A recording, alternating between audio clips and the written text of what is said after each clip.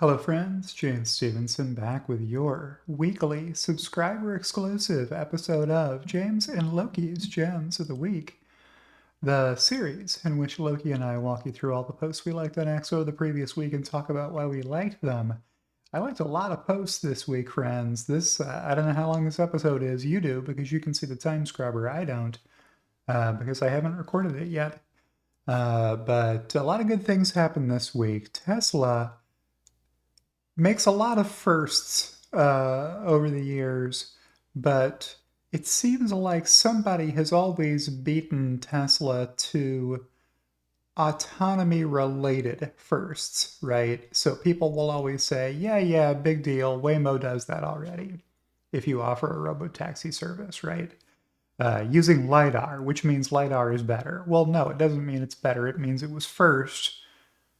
The people who get there first don't always hold on to all of the market share forever. There is such a thing as a first mover advantage, but you have to keep up with the pace of technology or you get obsoleted by a superior solution to the market, which I believe is what Tesla's offering. Let me check in with my co-host Loki. Here he is. He's got his eyes open. You can see he's peeking around at me to make sure I deliver high quality content. And if I stop doing that, he'll jump in and take over for me. Here's the last tweet that we saw last week from James Dalma. Nothing like the smell of fresh cooked model weights hot out of the cluster. I misinformed you last week when I shared this image because I was misremembering how this works. This whole building is only for cooling. There aren't any processors in the cluster in here. The fresh cooked model weights are being cooked in the larger building behind it. And I guess Tesla has run lots of water lines, large gauge water lines, big pipes full of hot water that need to be cooled off over here. Liquid cooled processors are what Tesla's got inside the building over here, and it takes a lot of cooling to cool those back down again.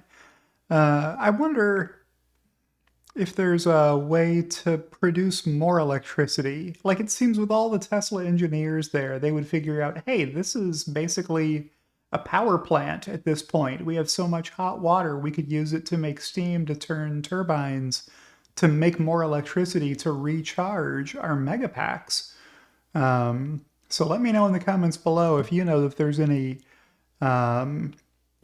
turbines in here being turned by steam before the cooling process happens. That would make sense to me. That's how nuclear power plants work. Sometimes you can't convince people of that. They think there's some mystical way of creating electricity directly from a nuclear reaction and are surprised if you can convince them that no, nuclear power plants just use nuclear reactions to heat up water that's used to then heat up a secondary cooling loop of water, which turns steam turbines, which makes the electricity. You can't run the power off of your primary coolant because it's radioactive water. So you got to do something else with it. Here's one from Sawyer Merritt. As of today, Tesla Model Y robotaxis don't have chase cars anymore. Well, that's great. So that was June 21st. That was a while back. And Sawyer announced that he would be flying to Austin to sit down in the back of the car. This is how far back we're going, friends. Only a week ago. Seems like a lot longer that Sawyer got 11,000 likes for saying he was going to go to Austin to sit in the back seat of a car he already owns. Yeah, kind of true. Model Ys are the robotaxis in Austin. You know that by now. Here's one from Viv that I liked. We are launching our robotaxi service in Austin today. They said it couldn't be done. You need LiDAR, you need more sensors, you need HD maps of the city you operate in. Turns out you just need cameras plus AI to make cars drive themselves. 10 years in the making. So proud of our entire team for making this a reality. So another very popular post there. Here's one from Elon Musk. It got 187,000 likes. He went 187. The Tesla AI robotaxi launch begins in Austin this afternoon with customers paying a $420 flat fee. Well, I'm gonna like that post. That hits right across the spectrum of thought.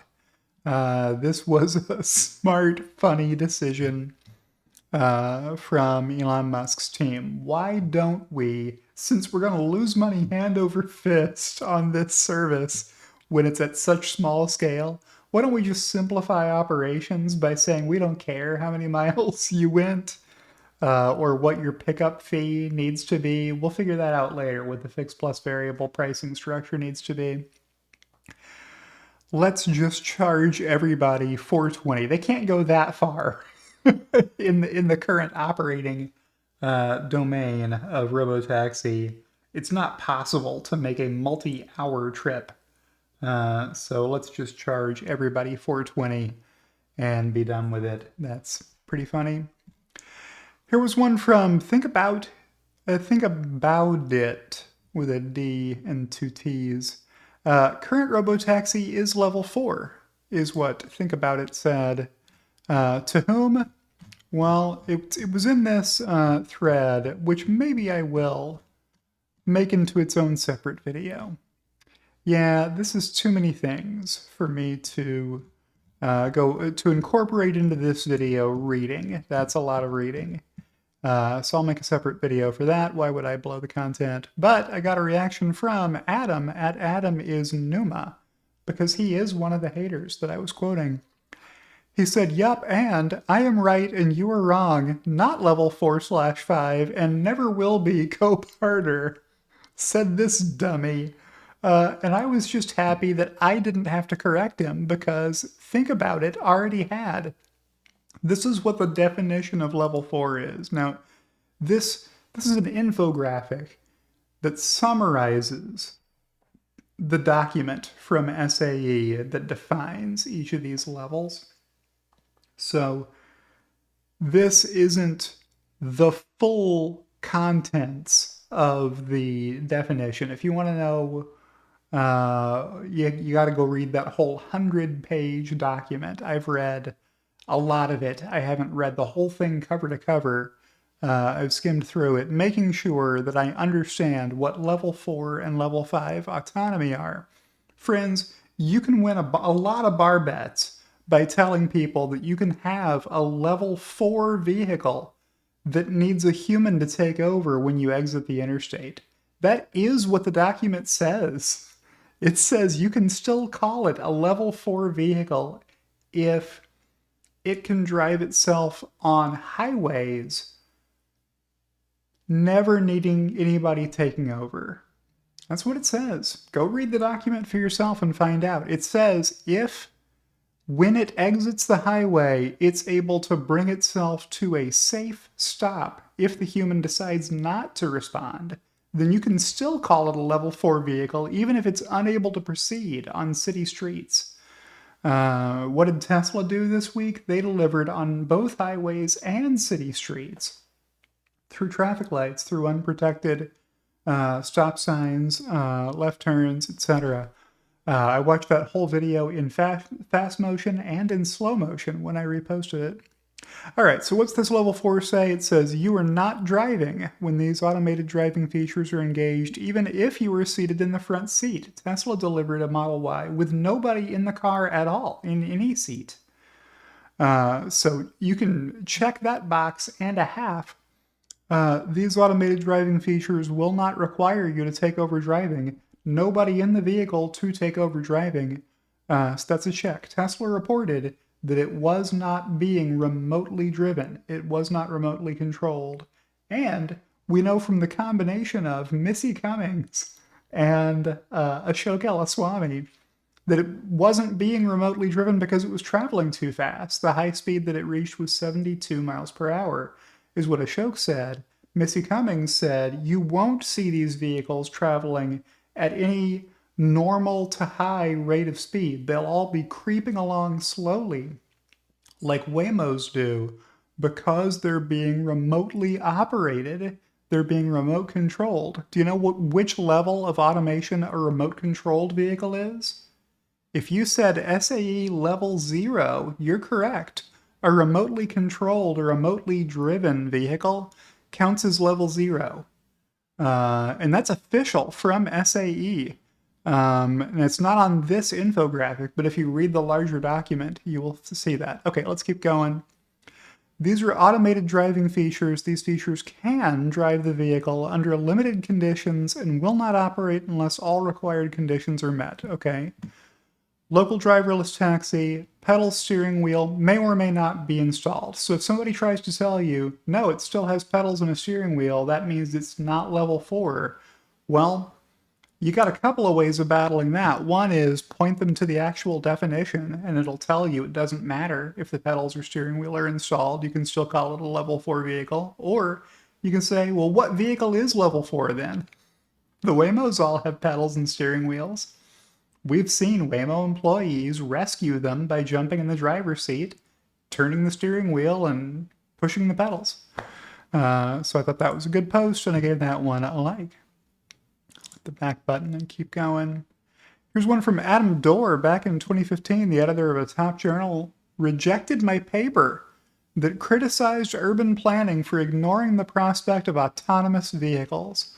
I was a PhD student at UCLA USkin, LU Skin, UCLA.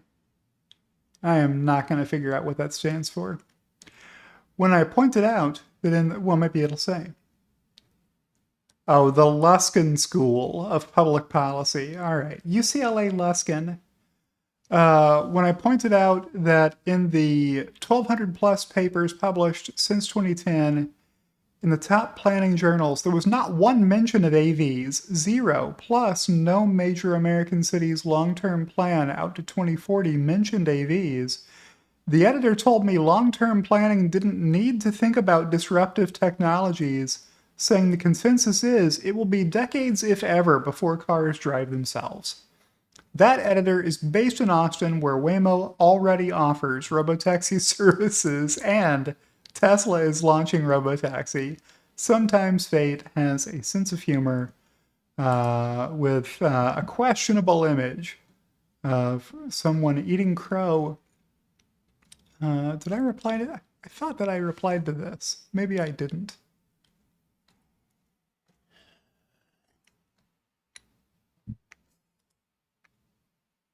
Maybe it was something similar that I replied to. Oh, here's CERN Masher retweeting it, which is how I saw it. Birds of a feather flock together, and crow will be on the menu for many. A lot of doubters are out there. Safe to say a murder of bears, pun intended.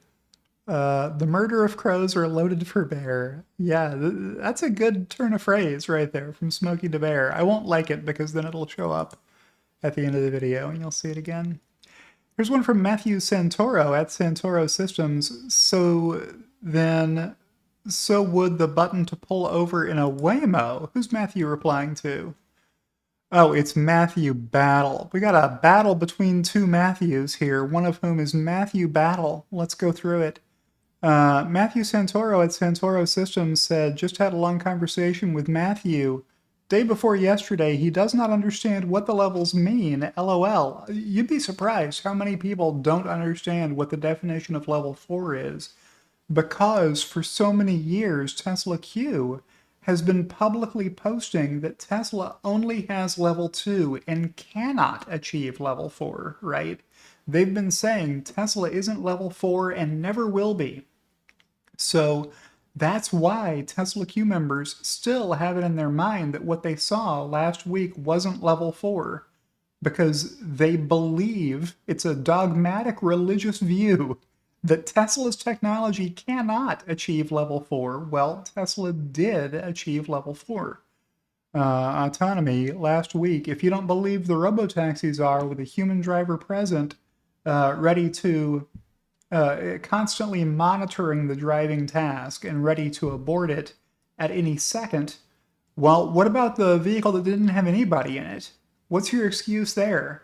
That one has to be level 4. That driverless, passengerless delivery of a Model Y is about as clear a demonstration of level 4 technology as I can imagine. A half-hour drive. That's not some joke. That's not some controlled course. Fakery. Matthew replying, crazy, huh? These people also think there is no driver because nobody is sitting in the driver's seat. Matthew says, correct. The vehicle is liable for all its own actions. It is responsible for performing all of its own actions, and the passengers are not legally responsible for anything the vehicle does, and at no point can the vehicle ask anyone in the car to take over, meaning it's level 4. I find it crazy that we're not even talking about whether or not Tesla will be able to achieve autonomy. We're talking about something that's so basic it's described in a 41-page document you can find online. Oh, by the way, I know you haven't read the document, so I thought I would let you know monitoring the system and having a button to stop or pull over doesn't make you the driver. The car is still doing 100% of the driving task. You're simply a passenger still. If you are sitting in the back of my car, the fact that you can technically lean forward and reach my steering wheel doesn't make you the driver. The safety engineer is probably going to have like 4 buttons that are the same 4 buttons that the passenger will probably have, meaning 100% of the actual driving task is being performed by the car. And there is no fallback ready user, which would mean it's not level 3, it's something higher than level 3. I don't know what would be the next thing after level 3. LOL, maybe we will never know. It's level 4, is what he's joking about. Under Texas law, says Matthew Battle, a safety passenger is a human driver. Human driver operator means a natural person in an automated motor vehicle who controls all or part of the driving task. Well, he doesn't. This is not a remotely controlled robotaxi that the human sitting in the passenger seat in front is driving with their fingertip. There isn't a set of controls on the exit button. It's a regular exit button. It just opens the door, which also stops the vehicle, right? The car won't proceed with the door open. So if you open the door, the car knows to come to a stop because a passenger is trying to exit the vehicle. That's all that's going on. The passenger in that passenger seat is not doing the driving. They're not hitting the pedals. They're not moving the steering wheel. And they don't have some other hidden set of controls that does that for the vehicle as it's driving. Yeah, and none of those 5 things listed below are something the safety operator is doing. Also, those don't go into effect for at least another 2 months. Out of curiosity, what are you going to do within a month when they remove the safety engineer? Matthew says it is 6 subtasks, and hitting an emergency stop button would fall under subtask 4. Again, have a great day. Enjoy Tesla's big event. Matthew says, so would the button to pull over in a Waymo. There it is. You've got a pull over button in the Waymo that any passenger can reach forward and hit. And it'll make the vehicle pull over. That's an abort ride button. If Waymos have one of these, then they're not level 4 either, is the point Matthew Santoro made to Matthew Battle. All right, what else we got here? May Musk. In 2008, the Tesla Roadster was launched. I borrowed one for this photo shoot in New York City. No one knew what it was, and now it's Tesla Robotaxi Day in Austin, Texas. Love the excitement on the X posts. Being driven in a car without a driver, steering wheel, or pedals is so cool. Happy Tesla Robotaxi launch day. How do you not like that post if you see it? 13,000 other people did. Give it a like. Here's another one from Viv, perhaps a more niche conversation, but Robotaxi will also eliminate unsafe situations, particularly for young women. No driver that might harass them when they might just need a ride home late at night. Yeah, this is going to be popular, not just with women, but with anybody who doesn't want to have a stranger driving them around. Maybe that's socially awkward for other reasons besides safety. Maybe you feel like you're a guy who can take care of himself, but you still don't want to have forced stressful conversation with a stranger who's going to ask you to tip them a lot.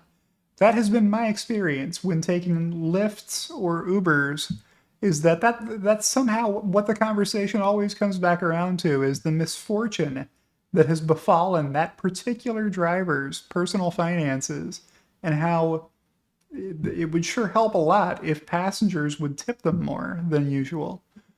I replied, anyone who has seen the BBC Sherlock series knows this. I'm trying not to give anything away from the BBC Sherlock series, starring Benedict Cumberbatch. He's great in it.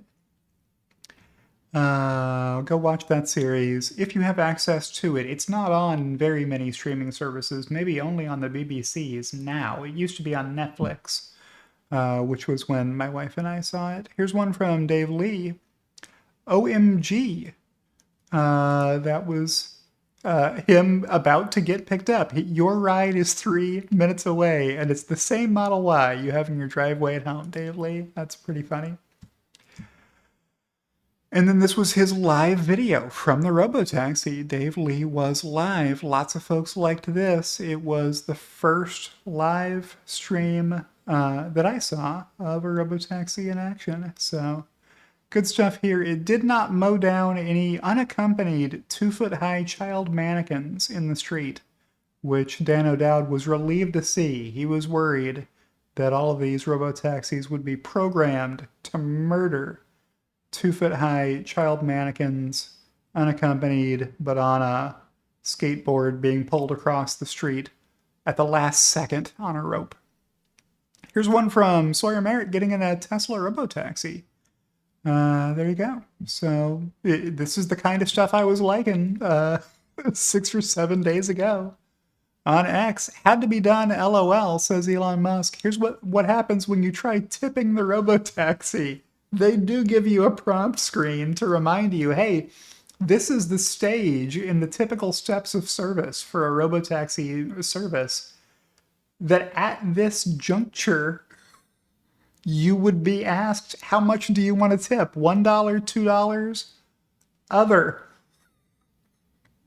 And those seem affordable compared to what you're being asked to tip your Lyft driver or your Uber driver, right? $1, $2, others dollars. Just kidding is what you get. I don't know if you have to tap anything before it says just kidding, but that's pretty funny that they included that. I hope it stays, because it's going to reinforce to people at the end of their service, hey, you saved money doing this. Not only was this a better experience for you, it also cost less. There's no downside to using the Tesla. Oh, there's the 2-foot-high child mannequin on a board being pulled across the street by a rope. From Bearded Tesla developing reports of an elderly white man tossing child mannequins in front of vehicles in the Austin area. So funny. So many likes on that.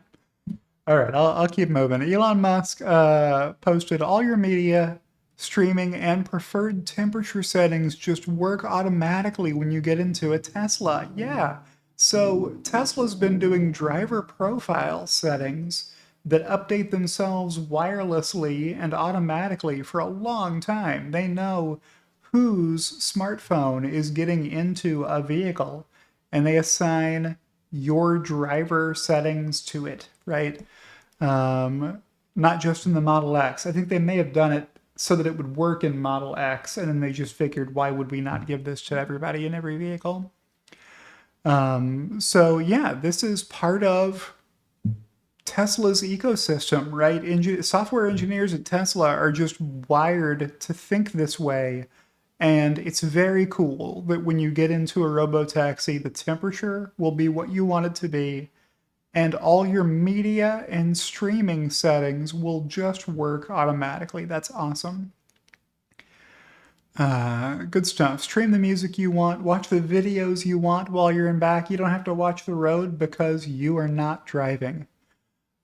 Super congratulations to the Tesla AI software and chip design teams on a successful robotaxi launch, culmination of a decade of hard work. Both the AI chip and software teams were built from scratch within Tesla. Yeah, good stuff. Here's Dave Lee taking his second Tesla robotaxi ride. Notice that when the robotaxi arrives, the exterior lights will pulse to make it easier to find the car. This is a huge problem. If you're at an airport and you pull out your phone to summon an Uber, uh, it might even tell you what the license plate is. I'm remembering an Irish People Try video from when they visited Florida. They couldn't find the license tag that matched the vehicle they had summoned because in Florida there are no front plates. So they had to run past all the vehicles as they pulled up until they found one that had a matching license tag, right? Well, you wouldn't have to do that if the lights pulsed to let you know, hey, this is the one, it's this one. You would just walk right up to it and get in, and it would say on the screen, welcome, your name, because you're the person who summoned it, and you would know that you've gotten the right one. So good stuff here. When the vehicle arrives, the exterior lights will pulse. And they even tell you how to open the door handle on the Model Y. To open the door, push the wide part of the handle. There you go. Rob Maurer, you don't see enough posts from Rob Maurer, so you gotta like him when you see him. Tesla has just generated its first customer revenue from driverless vehicles. It really happened. And so I had to post about it that day. Because so many skeptics said it would never happen. Hallmark's catalog says, enjoy your robotaxi rides, everyone. I think he took 69 rides after arriving in Austin. So he made up for lost time when he did finally get to Austin. Here's Phil Dewan, Tesla leader of the team that made Robotaxi. I guess Ashok Elaswamy is the director or the vice president or whatever over the entire program, but Phil Dewan is on that team.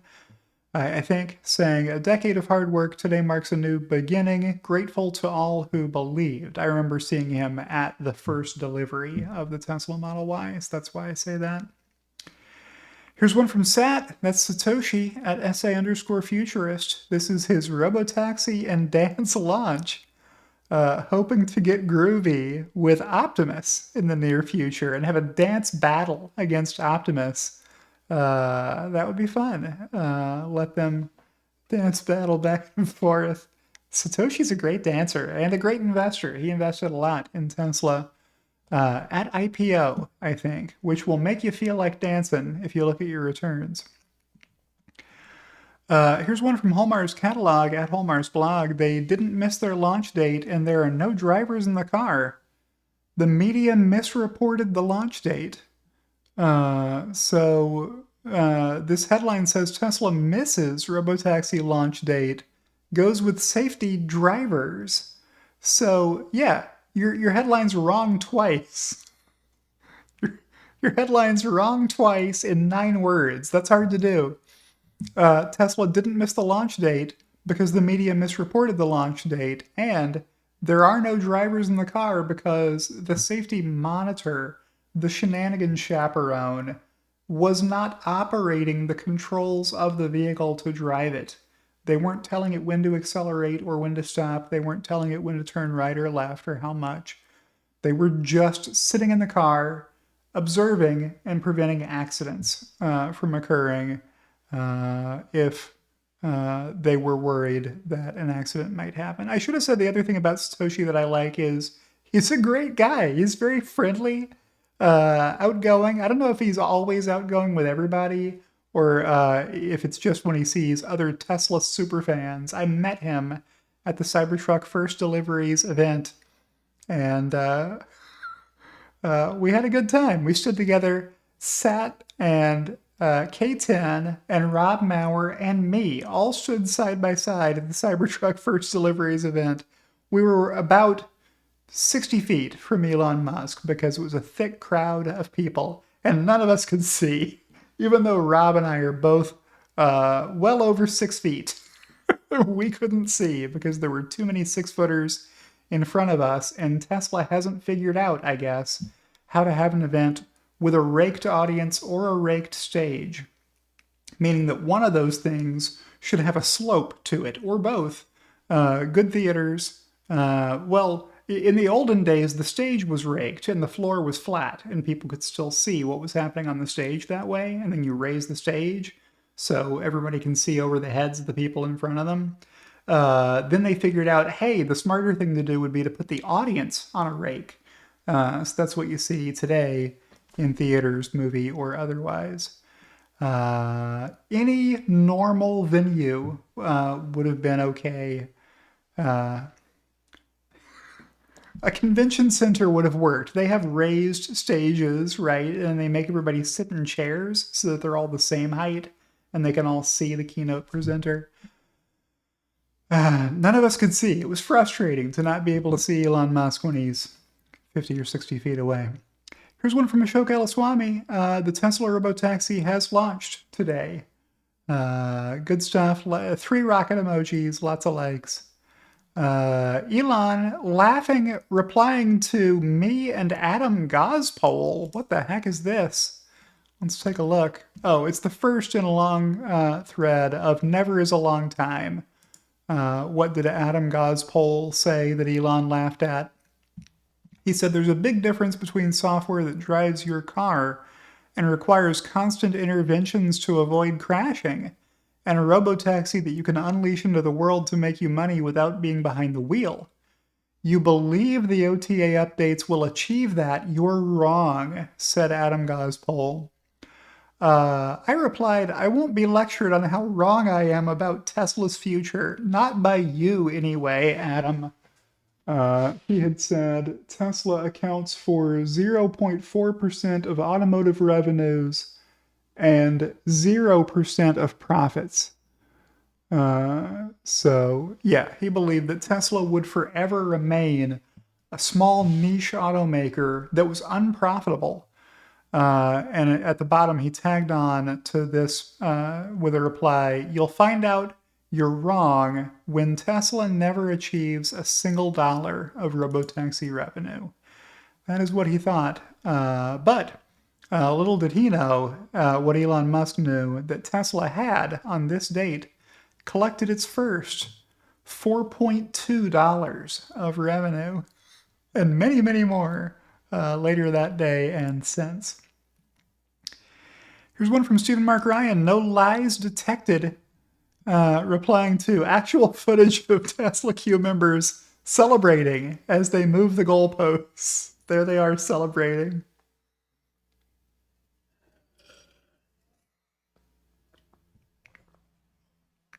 As they move the goalposts. They're so excited. They want you to think. They want to portray outwardly that they're not flustered at all. It's fine if Tesla has a robotaxi service. That's okay. Of course they could do that. That's easy. Anybody can have a robotaxi service. As a Tesla investor said Dave Lee, I'm very happy today. 5%. No, not 5%. 5 perfect robotaxi rides. I was just reading about percent, and it made me see the word percent where perfect was. Here's one from Dylan Loomis. The best part about Tesla's robotaxi launch today is that 99% of people still don't know you can go online and buy this exact car for $37,500 after the federal EV tax credit in the US. And this exact software branch or an even better model will be sent to your car later this year for free. Waymo cannot do this, and they're not trying to do it, friends. Like, the stunning hubris from the co-CEOs of Waymo is gobsmacking to me. They are nowhere with selling a car to the public that can drive itself. They're nowhere. All they have is a robotaxi service, and they can't compete with it in any dimension against Tesla. I wrote a long post about this, replying to somebody last week, but there isn't any aspect of the service that Waymo is doing better than Tesla is now. And Tesla only just started offering robotaxi service. They're already way better in every dimension you can think of. Let me know in the comments below if you can think of a way Waymo is doing any aspect of their business better. If you can't win on any aspect of the service you provide, you are obviously going to lose. Here's one from Dirty Tesla. Robotaxi pulls over for an ambulance. So there was a chase Cybertruck to this particular robotaxi, I guess. Or maybe just somebody collecting media for a future Tesla event where they do their video presentations behind Elon while he's talking. Maybe that's why you need a Cybertruck with a camera rig set up in the vault area and back. So I like that post. Here's one from Kalina Brown at Kalina K Brown. So I wrote in my very first Waymo today, I'm even more bullish about Tesla. Perfectly in line with the comments I was just making. Here's one from Bearded Tesla at Bearded Tesla. This video sums up the entire day of media. They were desperate. They couldn't get anything from any of us. They couldn't get a ride. They couldn't get on the record. They got nothing. So they stalked the robotaxis in hopes of capturing something, anything. You are the media now. Because the invited guests know better than to talk to the media and get quoted under their clickbait, deceptive headline stories. It's not worth it. It's not worth it to be quoted by the media if they're going to tell a dumb story. Here's another one from Dirty Tesla. Robotaxi special camera cleaning ability. I found it very apropos that it was Dirty Tesla showing us the Robotaxi's special camera cleaning ability. If your Tesla is dirty, the Robotaxi has a special trick that it can do now where it just wipes quickly back and forth without making full passes to clean off that area. That's smart. That's good Tesla engineering. Why do you have to have it extend the whole way down and the whole way back up? You can do the job quicker if you just wiggle back and forth across the area you're trying to get clean. Here's another one from Rob. After multiple Tesla Robotaxi and Waymo rides in Austin, I have to say Tesla is quite a bit smoother. Good stuff there from Rob. Nice reporting. Which is not to guarantee that your robotaxi will never break abruptly. Kim Java did have such an experience while talking to camera, so she couldn't see if the vehicle had braked for something that was actually suddenly in the road, a squirrel or what have you. But you can go watch her video about that incident if you would like. She and her husband, PJ, did a long episode breaking down their robotaxi rides in Austin if you want to go watch that one. Here's one from Gabe Wilson, MD, at Gabe__MD. Rob, agree with everything you said except for one thing. All Tesla has to do is destroy Waymo and Uber's market share in a single market in a certain time frame, maybe 6 months. How can a company possibly justify expanding to new markets when Tesla will be on their heels usurping that business that is disproportionately expensive at the start? Maybe Waymo will wait until it happens in a few markets, but at a certain point it's going to be obvious that they have no business model with robotaxi around. Yeah. I said he's right, you know, with the Morgan Freeman gif. So you can hear these words in Morgan Freeman's voice. That's the magical effect of seeing an image of Morgan Freeman, is that you get to hear his voice on whatever words are overlaid on the image. Here's Holmar's catalog at Holmar's blog. Elon saying, what if we had the rocket land back on Earth so we could use it again? Experts said, that's impossible. Elon said, I'm going to build the best car on the market and it won't use a drop of gas. Experts said that's impossible. EVs are tiny weird mobiles nobody will want to drive. You can't make the best car and also have it be an electric vehicle. We can make the car drive itself using just cameras. That's impossible. is what the experts said. The autonomous driving experts, who themselves have never made a safe autonomous vehicle, but yet they're the experts. Why are they the experts? They just showed up and said they were the experts. I think that's how. Here's one from Yashu Sharma at Hey, it's Yashu. When the media says top talent doesn't want to work with Elon, show them this. Set of screenshots from Yunta Sai. Sorry, we are busy at launching robotaxi in our devotion to the sustainable abundance. Engineering at Meta. Meta is trying to scalp Yunta Sai. They want to hire him away from, they want to poach this employee off Tesla's game reserve. Yeah, there you go. What attracts talent to Tesla and stay at Tesla? It's a tough gig, asked Tesla Yoda. Yuntasai replied, no amount of money can sway me away from Elon. That's a once-in-a-lifetime, probably history opportunity.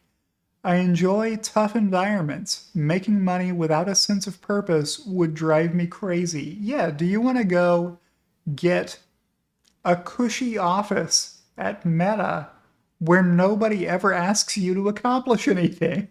You just work on a team with other smart people that never does anything in the real world. Is that the life you want? You only get one life.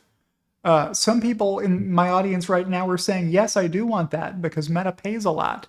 They have to pay a lot because they're in Palo Alto. And if you've looked at Palo Alto real estate lately, $3 million won't buy you a condemned shack in Palo Alto. You need more than that much money if you're trying to buy a house or pay a mortgage on a house. You need a big, big salary to live in that area. And that's what Facebook pays. But you don't get to work with Elon Musk if you do that. You get to work for some jokers Zuckerberg hired. Is that what you want to do? Yuntasai says it's not what he wants to do. He doesn't care what they're offering. And Elon replied, it is an honor to work with such a great team.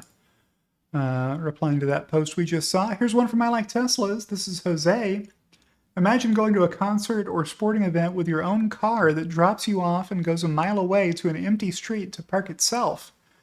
Event ends and you call your car to pick you up. You saved a lot of time and an insane amount of money in parking fees. You can tell that Jose's first language is a Latin derivative because he said your car goes off to park himself, attributing a masculine noun to el carro.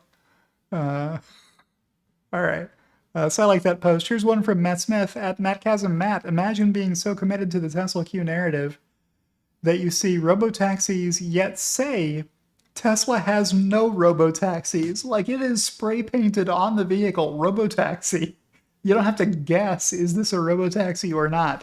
Yet, Tesla Q Generalissimo, John Bryant, hater from way back, says Tesla has no robotaxis. They use their current ADAS with a safety driver and passenger seat and remote drivers in a tiny area. Like, 3 wrong statements in 2 sentences. That's a John Bryant classic right there. I replied, Tesla's robotaxi development is 5 years at least behind.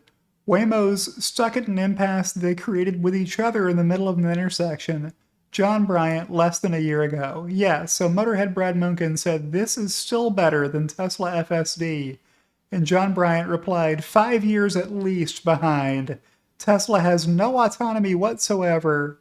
No, robotaxis is going to be perfect, mockingly at the end there. Well, the robotaxis were a perfect safety record since launching. To my understanding, there have been no robotaxi collisions. Nicholas Gibbs at Nick Gibbs IAG posted, this is the worst robotaxi will ever be. This is the smallest the fleet will ever be. This is the smallest geofence robotaxi will ever be. Yeah, it's only the beginning. It gets better from here, and it's already pretty great. Good stuff there. Here's one from Ray at Ray4 Tesla. Still regretting not having bought more puts last Friday. Brad Munkin. On the 21st, the day before Robotaxi launched, he posted, "I'm going to be disappointed. All I'm disappointed about is not having bought more puts yesterday." And then the stock market was up. It finished the week down, maybe, on a sell the news run. Here's one from Amwarbek Imanbayev at Amwarbek Iman. Robotaxi's unit. So this is a good photo of a lot of folks who are the same height. You don't see this all the time in photographs, but here's Sawyer Merritt and Omar Amwarbek and Galileo Russell and somebody else who I am not identifying at this moment.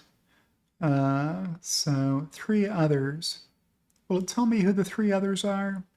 Oh, Dirty Tesla. All right, so we've been seeing posts from Dirty Tesla this whole episode. There you go. Put a face to a name. He should just put his face as his profile image, and then people would recognize him in photos.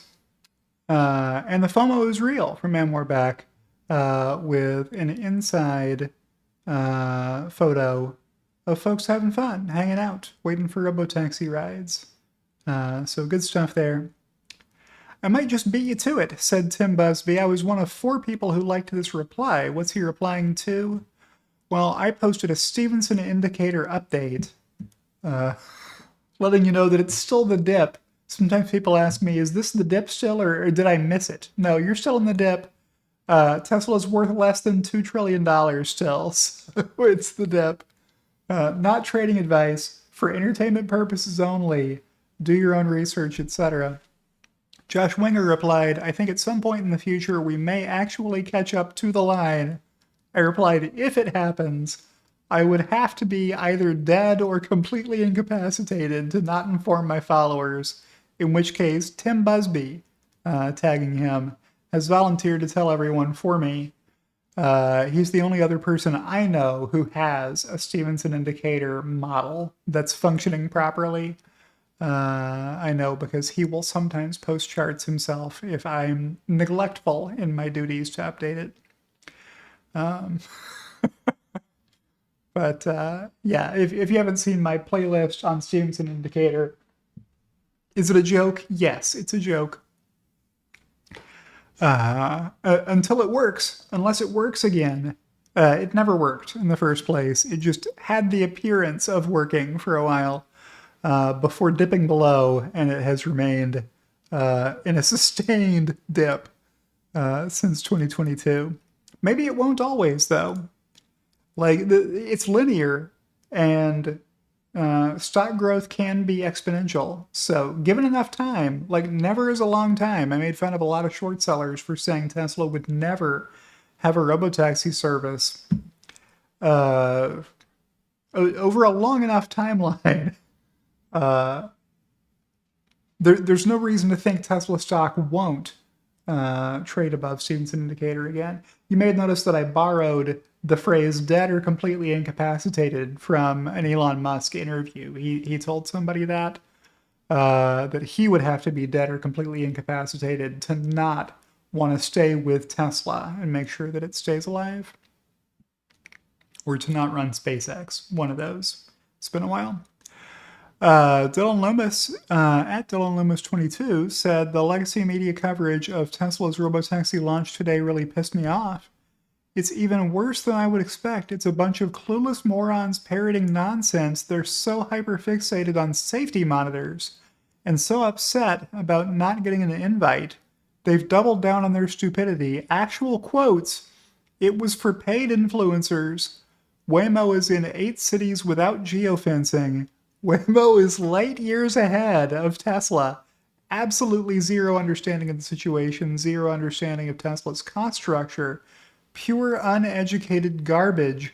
I did not think legacy media could get worse. I was wrong. They're despicable. It was awesome to see them getting shut down by Tesla and everyone that got invited to the launch. Sleep in the bed you've made. Clowns." Tell us how you really feel, Dylan Loomis. This is what Twitter is for. if you have a strong opinion, go to Twitter to voice your opinion, and you might get 2,300 likes on it, like Dylan Loomis did. Here's one from Kimball Musk that 1,400 people liked. I'm glad you enjoyed it, and thank you for the feedback, he replied to Sawyer Merritt, saying that's a wrap. In the last 36 hours, I've taken a total of 20 robotaxi rides and traveled 92 miles. No interventions, no critical safety issues. All my rides were smooth and comfortable. Thank you, Tesla, for letting me be a part of this experience, and congratulations to the whole team on launching the first paid robotaxi rides. This is the start of a new era. The robotaxi app is great. My 2 bits of feedback allow us to adjust the pickup spot and enable dropping a pin within the geofenced area so we can more precisely choose where we want to go. As always, it's been real, Austin. Until next time. Yeah, that was a common complaint from folks, is that their ride would say that it had showed up, but it wouldn't be very close to where they were, I guess because the robotaxi is sometimes shy about proceeding all the way up to a traffic light, and parking itself in the right turn lane, or if there isn't a right turn lane, then they're just obstructing traffic until the passenger comes up and gets in, right? So a lot of times it'll pull over before reaching a point in the road where it worries that it would be blocking traffic, and then you can't see it because there's other cars parked between you and it. So that'll be something for the software team to work out. Good feedback, said one of Tesla's board members, Kimball Musk. Here's one from Ray at Ray4Tesla. Waymo is attempting to drive in the wrong direction. Is this dangerous? Thoughts? And when Ray says in the wrong direction, what he means is this Waymo is reversing into an intersection with traffic present in all directions, stopped traffic in front, moving traffic behind, and it's in reverse. This is not a Tesla robotaxi. This is a Waymo. These are the perceived leaders in autonomy. These are the folks who have figured out level 4, and Tesla still hasn't, according to the haters. Here's one from Roland Percher. Today, Tesla will overtake Volkswagen to become the top-selling car brand in Norway for the quarter. Yeah, car brand, not just model. Brand. Tesla, the #1 selling brand in Norway. So what about Norway? Here's your What About Norway update. 9,300 people liked this. I think Elon Musk reposted this, and it was the first time he's done that for fellow Rebellionaire Lion Roland Percher. So congratulations, Roland, on getting an Elon Musk repost on this great information more people should know about. Who's going to tell them? The legacy media? You know they will not. They're not going to tell you when that happens. So good on Roland Percher doing his work updating these country-by-country charts. Nobody else is doing it, so I'm happy that Roland is. Choose Your Fighter, a post from executive producer of this program, Bradford Ferguson, owner of Halter Ferguson Financial and Rebellionaire.com. Which one of these vehicles looks more like the future? And don't say this one because it has a LiDAR top hat. In the future, there will not be LiDAR top hats. So, I heard a Disney Imagineer talking about the reimagining of Tomorrowland and what was staying and what was going. And he said all of the gears are going. For some reason, somebody in the 80s had decided that Tomorrowland in the Magic Kingdom needed there to be gears, like themed place marker, like iconic. Walt called them the weenie at the end of the road. You put in pure location theming, not functional in any way, just set dressing, right? And they would put gears all around Tomorrowland. Go find videos of Tomorrowland pre-refresh, and you'll see them, like these blue stylized gears. And he said, in the future, there are no gears. We don't need gears in the future. So they got rid of them all. And that's what's going to happen with LiDAR vehicles. This will look like it's wrong. This will look out of place in a short period of time. Cruise was the first, not the first. Many robotaxi efforts have already closed down shop, and Waymo is going to be another of them. They're going to throw in the towel as soon as Google stops deciding to burn piles of money on their co CEOs and the thousands of other people who work in the Waymo organization profitlessly for over a decade now. They've gotten all the good press out of it they can, I think. This is my fighter over here, this Tesla Model Y redesigned by Franz von Holzhausen. This is what the future looks like, not that. Here's one from Tesla Robotaxi. I'm the captain now. Yeah, that's a good one. Look at me. I'm the driver now. Yeah, that's what your Model Y Robotaxi is telling you. It's driving. You're not driving. That's just a good post. Good meme. Here's a post from Raimi at Tesla Explored. 2 minutes of Waymo's being years ahead of Tesla Robotaxi. You're going the wrong way, Waymo. What are you doing? So I'm not going to show you the whole 2-minute video, but it is funny to see robotaxis that get trapped in roundabouts. They just want to keep making left turns or right turns. I've seen it happen both ways to Waymos where they get stuck. But yeah, I can't show you this entire fail video. And what's funny is this is not a comprehensive collection of broken Waymo videos. I've seen a lot that aren't in this video.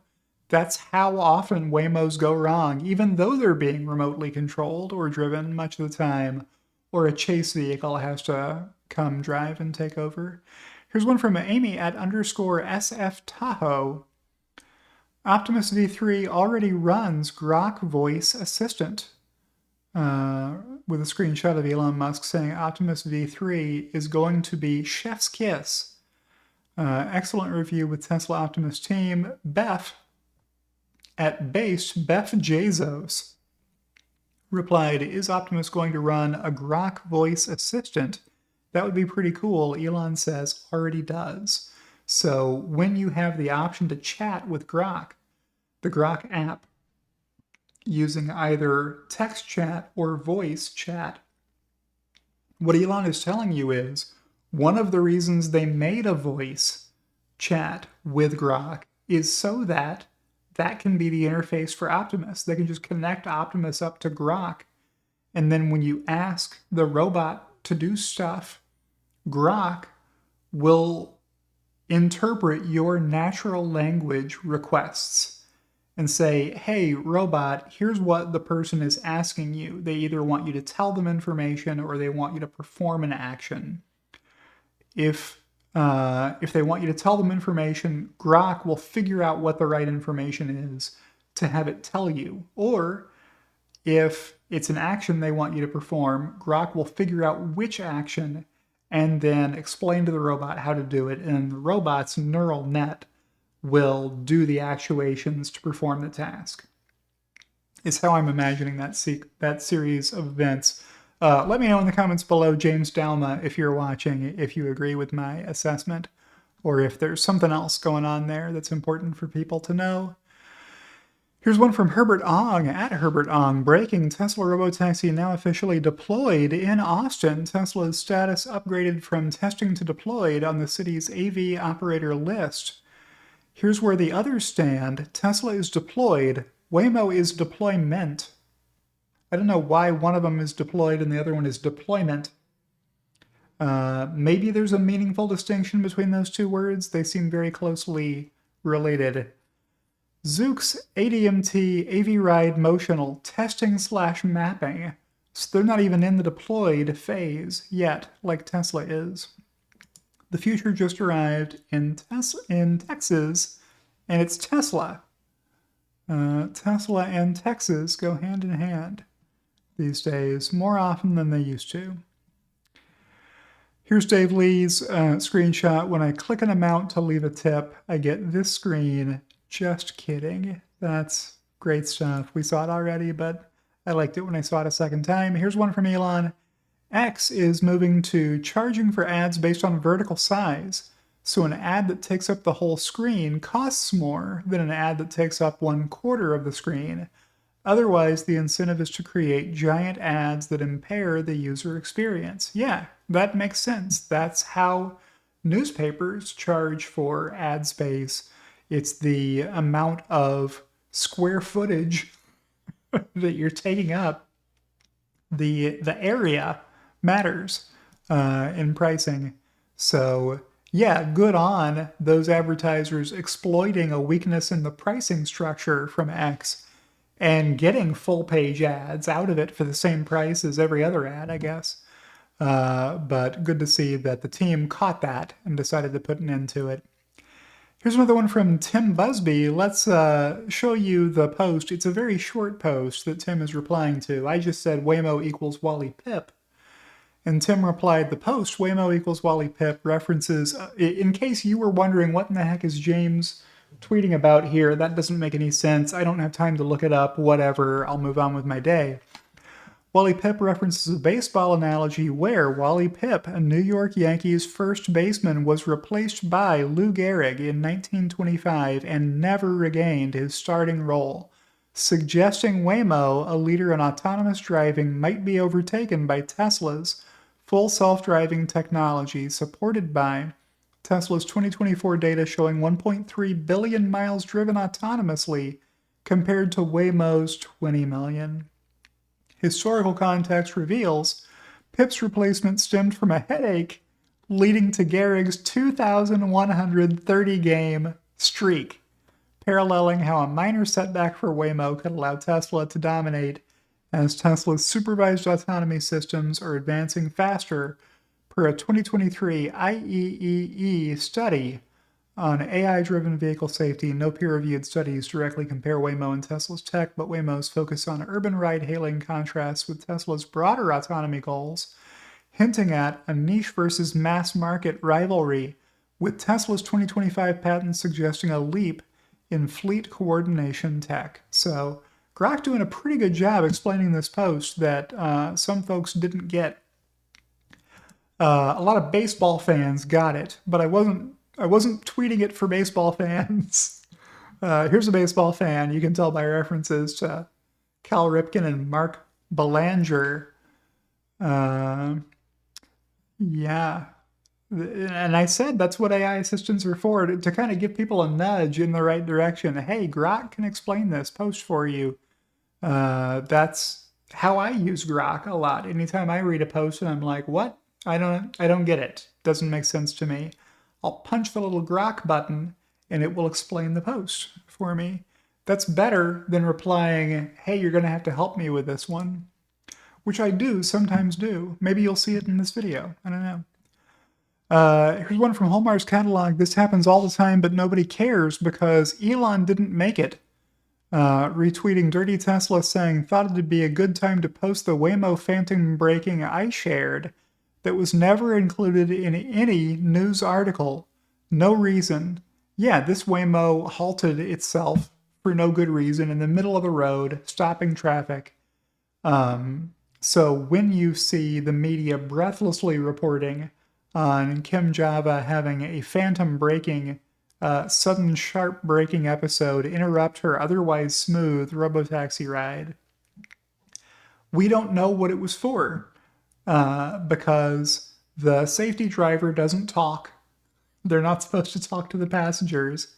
And because Kim was distracted by what she was doing. So she doesn't know if there was a legitimate reason for that robotaxi to slow down. But even if there wasn't, phantom braking is a common expectation, maybe not expectation, a common difficulty plaguing all companies that offer robotaxi rides. So good post there. Here's one from No Safe Words at cyber_trailer. I guess no safe words is how I should have been. Emphasizing the correct syllable. Atlanta, Georgia, 3 young girls become trapped and stranded in a frozen Waymo that stopped moving on a busy 6-lane stretch of roadway.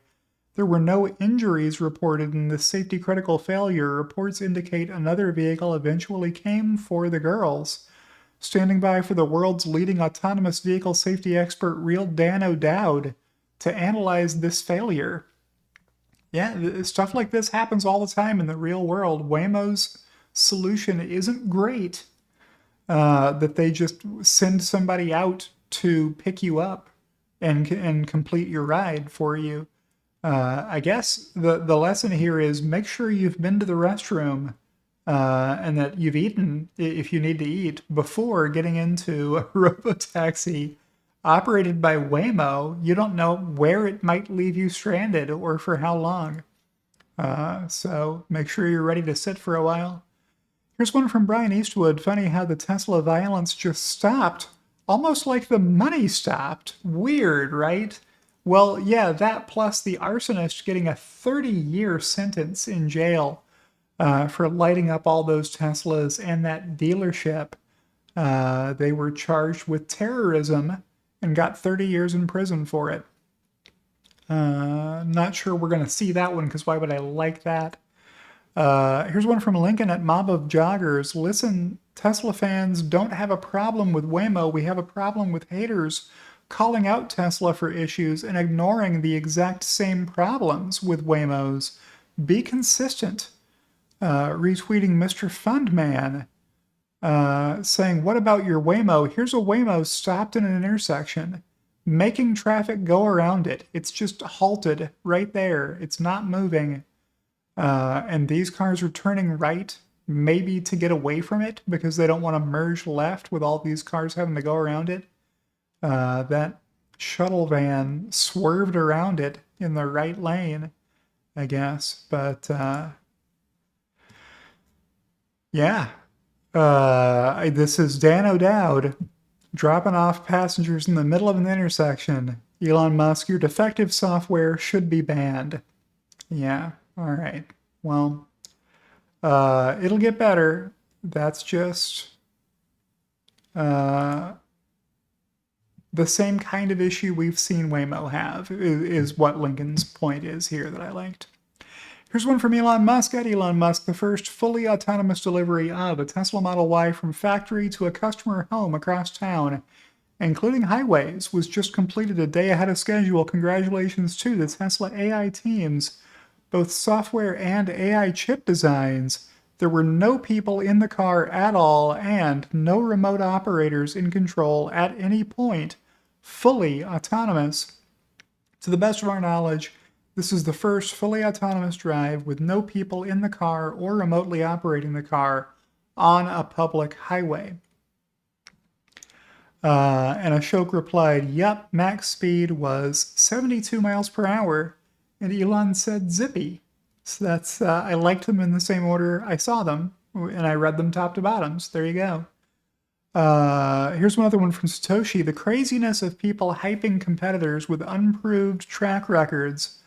Meanwhile, Tesla keeps executing. Yeah, Tesla's pace of innovation is what separates them. He's replying to my screenshot from 42.0 months ago. So it took Tesla 42.0 months instead of 2 years, but Tesla is the first to sell level 4 autonomous vehicles.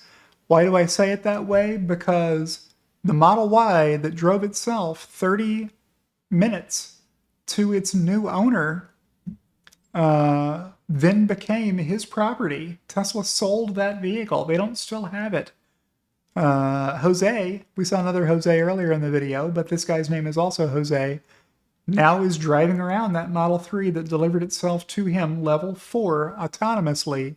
That makes it a level 4 vehicle. Now, when he's driving it on FSD supervised, it isn't operating driverlessly, so it isn't level 4. It's still level 2 driver assistance, technically. It's the world's best level 2 driver assistance software. You don't have to do much. I know because yesterday I used my FSD on my Hardware 3 vehicle, And I didn't need to intervene at all. It did a great job driving me all the way there and all the way back.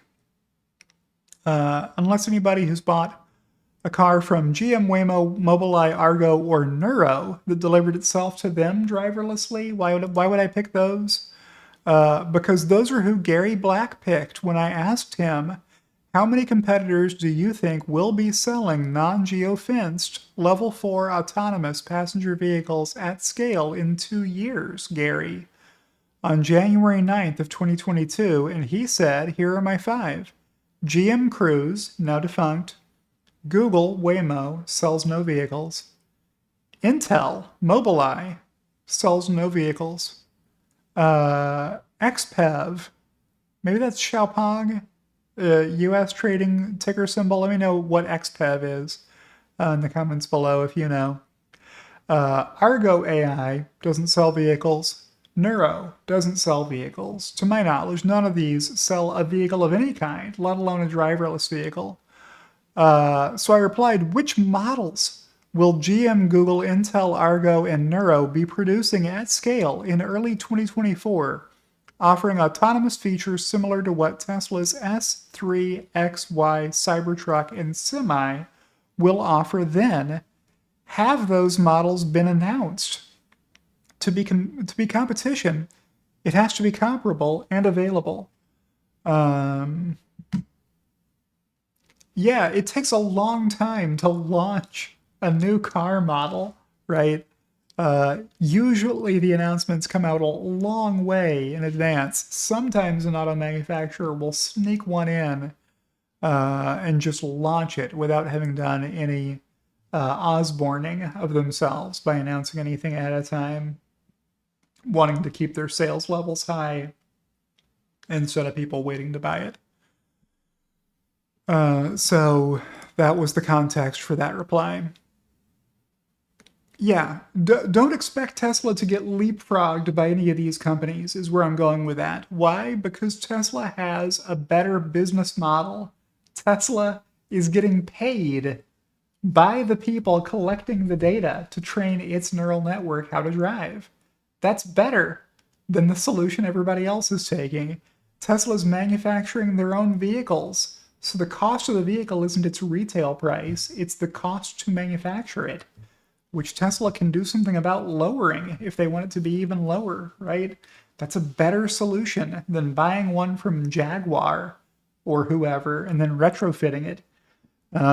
These should be obvious, huge advantages to Tesla's business model versus Waymo's or anybody else on that list, but some people don't get it. I don't know why they don't get it.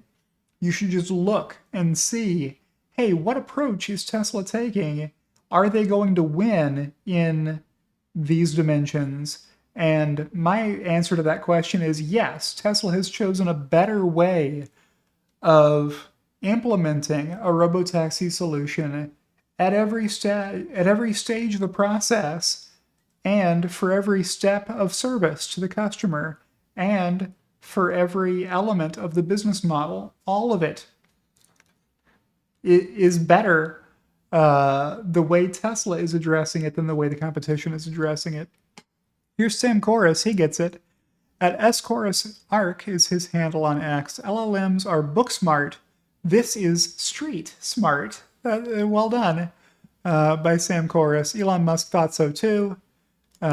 So he replied, didn't he? Literally is what Elon Musk replied. Why didn't we see this like right away after that? Oh, maybe because I liked them in a different order. So first time a car has delivered itself to its owner.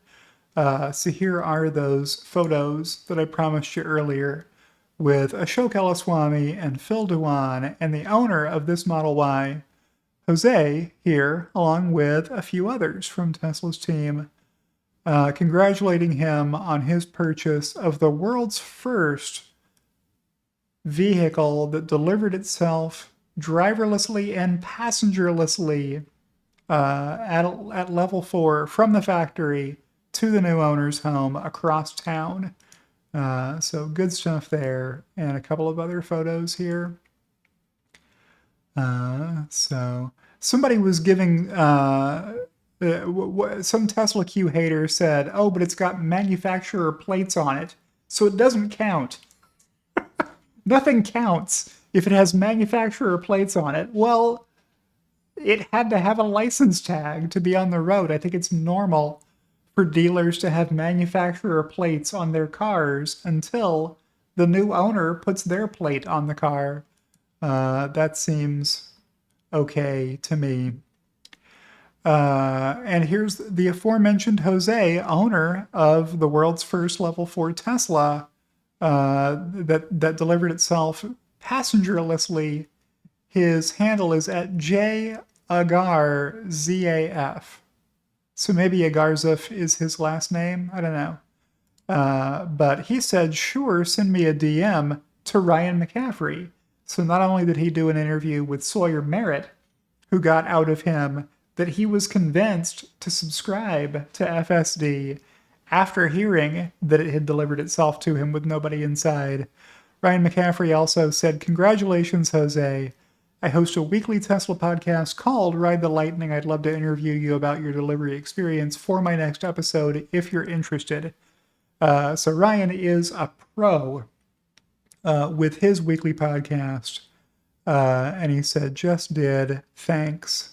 So I am looking forward to the interview because Ryan McCaffrey is a professional interviewer for his day job. He is good at interviewing people. I saw him interview Todd Howard of Bethesda Game Studios, makers of the Fallout series and the Elder Scrolls series, among others. That was a pretty good interview for IGN, where he is a senior editor, I believe.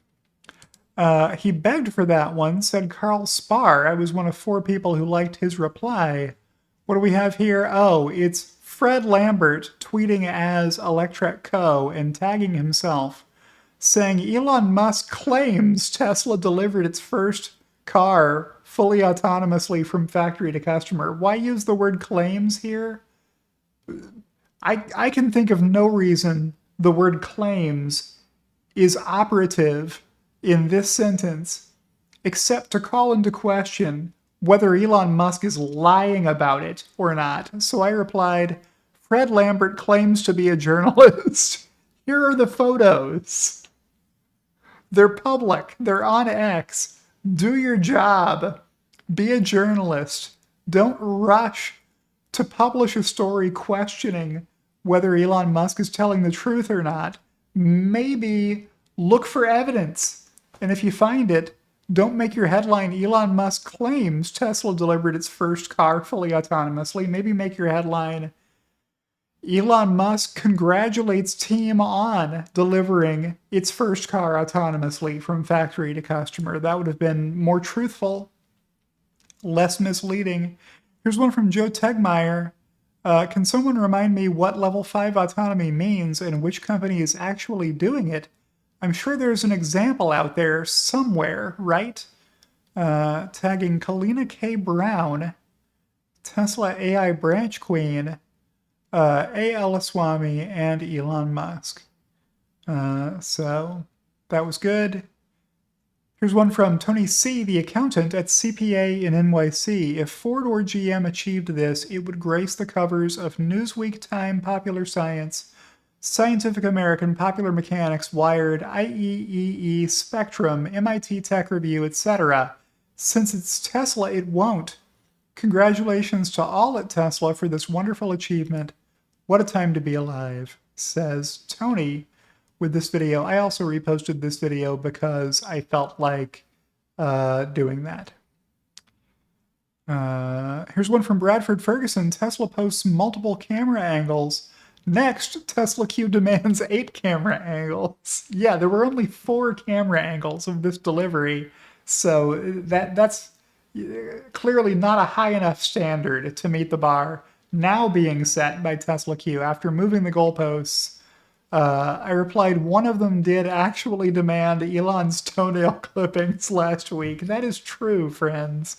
That was Reality saying he didn't trust the drug test results that Elon Musk posted publicly, saying that he isn't taking any drugs. Here's a reply from Kit At kit_2020, vehicle operating robotaxi software equipped with FSD supervised upon delivery. So if you, like me, were wondering, wait, does this mean Jose gets to keep robotaxi software as his Model Y's FSD version? The answer is no. It was downgraded by the Tesla team after being delivered back to the same FSD version the general public has. And I replied, boss tier use of the word equipped rather than downgraded. Equipped with FSD supervised upon delivery. Why? I'm certain it's the Tesla legal team saying, hey, you can't leave that on there because if this guy decides he wants to fall asleep in the back and then something bad happens, Tesla would be liable for that. And we're not to that stage yet. When we get to that stage, it'll be for everybody, not just for people who had a driverless delivery. So you better put the same public software version on his car that everybody else has. Elon said, thanks for the kind birthday wishes. I was part of a video montage of birthday wishes for Elon that you can find posted by Gail Alfar. Her handle is Gail Alfar ATX. So go look that up if you want to find it. Here's another one from Elon Musk replying, super big deal to Jesse Pelton, saying you have no idea how important this is. Nearing completion of our first LFP cell manufacturing factory in North America. Yeah, Tesla is going to make its own LFP cells, which is good stuff. Better than importing them, better than buying them from China. Make them yourself, vertically integrate. It'll cost you less if you do it that way because you don't have to pay somebody else's profit margin to buy it from them. You would rather have that capability yourself than be beholden to a supplier who might use that leverage against you, right? Here's one from Sat. I had the honor to meet Elon in 2013 when he randomly stayed after his interview and graciously spent his time talking to a bunch of us. I knew then he was one of a kind and knew he was onto something much bigger than I could ever imagine. Today we saw Model Y autonomously deliver itself. He definitely has gone beyond what I could have ever imagined, making the seemingly impossible possible.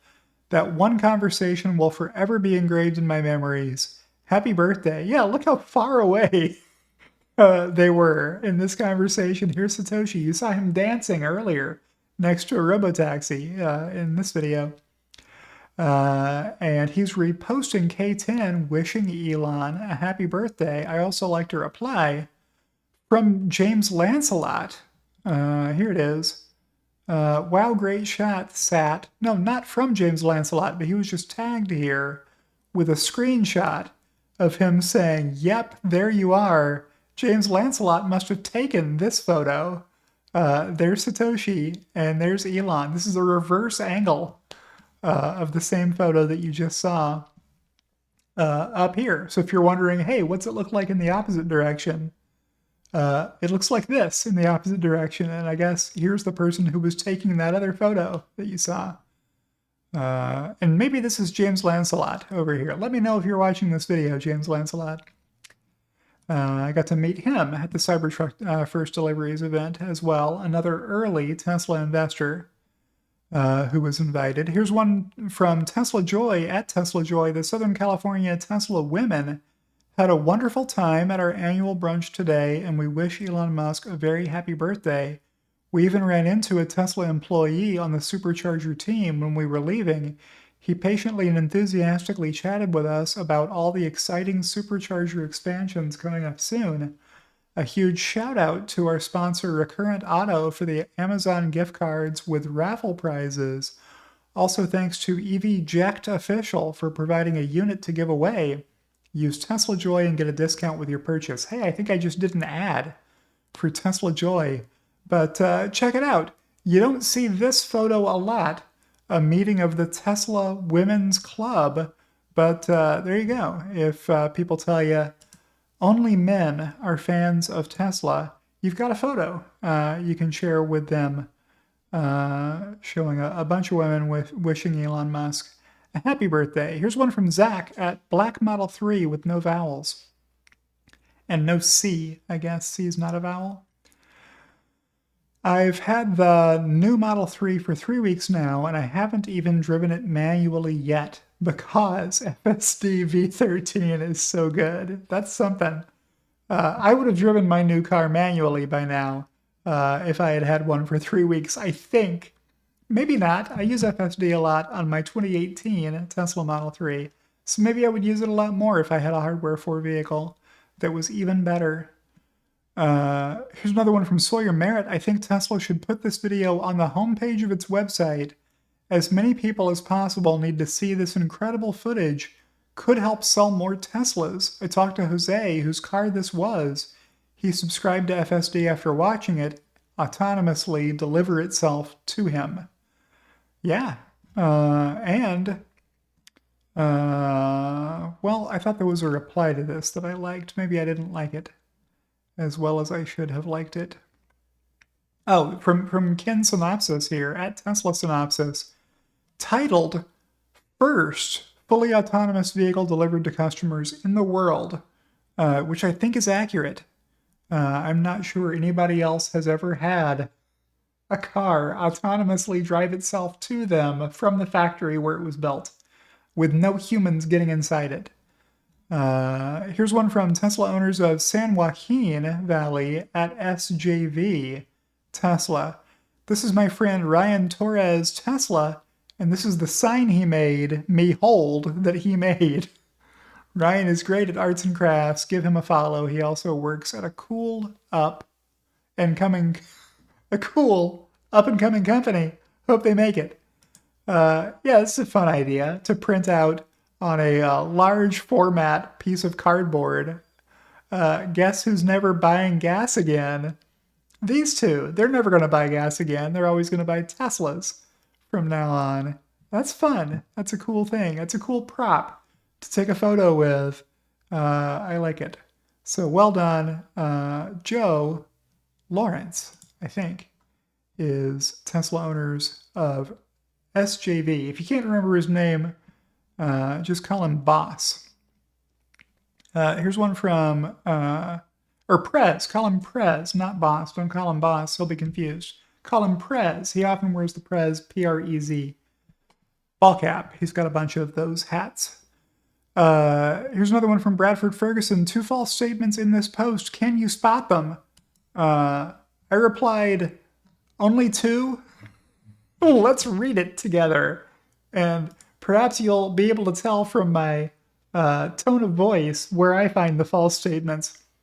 If this passes, Tesla starts losing money in Q4 2025. That doesn't seem true to me, so there's one. Tesla is already a money-losing company without the benefits of regulatory credits. That's 2. That's a false statement. I have a chart proving that Tesla is not a money-losing company without the benefits of regulatory credits, which are going to slow down in coming years. I mean, I can't call that false because they're considering a bill in the House and Senate, I guess, already that would end the EV tax credit next year. So maybe it'll pass and maybe that'll be true. Can't call that one false. With the US being Tesla's only somewhat healthy market, well, it's 3. Norway's a pretty healthy market. Tesla's the #1 selling brand in Norway. It's also the #1 selling brand of vehicles that cost more than 200,000 yuan in China. China's a pretty important EV market. Fred Lambert, did you forget that when you were writing that sentence? I thought Tesla's non-GAAP earnings would turn negative in Q1 2026. Now I think it's Q4 2025 if this passes. Well, these aren't false statements. These are false opinions.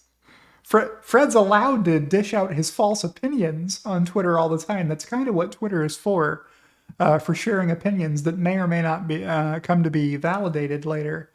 So I got 3 false statements when I read through that.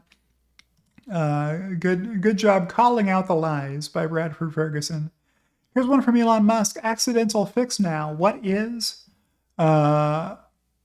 Omar being blocked by Elon was accidental and fixed now. So good to see that.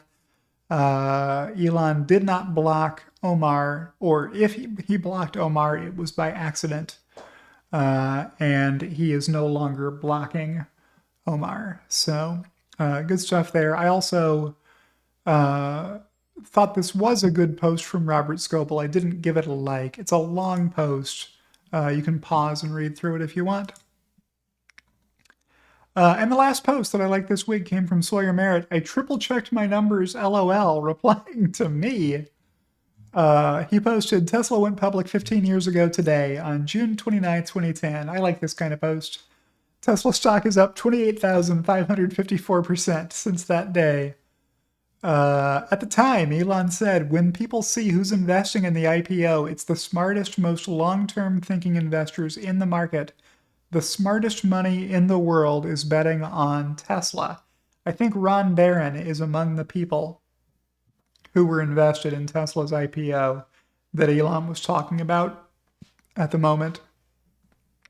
A $1,000 investment into Tesla at IPO would be worth over $285,000 today. And this video is from the time. I don't know why it's not playing right now. And I replied, Tesla Q members all rushing to fact check this post are seeing this screenshot of Grok answering the question, how much would $1,000 invested in Tesla Q at IPO be worth today? And Grok responded, I believe you meant Tesla rather than Tesla Q, as Tesla Q is not a valid stock ticker and is sometimes used to refer to Tesla short sellers or critics on social media. I'll proceed with the assumption you're asking about investing in Tesla at its IPO. If you meant something else by Tesla Q, please clarify. Value of investment today, 870 shares after splits, times $323 per share equals $281,000 worth of stock for every 1,000 invested at IPO. That's a very decent return. If you're looking for a better one over this period of time, there aren't many places you could have put your money and seen it appreciate in value by more over that time span, right, Loki? Loki agrees, even though he is comatose. He's not comatose, he's just passed out. All right, folks, that is the end. Tragically, it's the end of another of our hours together, or in this case, 92 and a half minutes. Thank you for watching this video. I appreciate all of you. You are what make this channel possible. Give this video a like. Don't forget to like it if you liked it. And special shout out, as always, to my two executive producers, Kathy Kitchler and Rebellionaire.com. And I'll see you in the next one.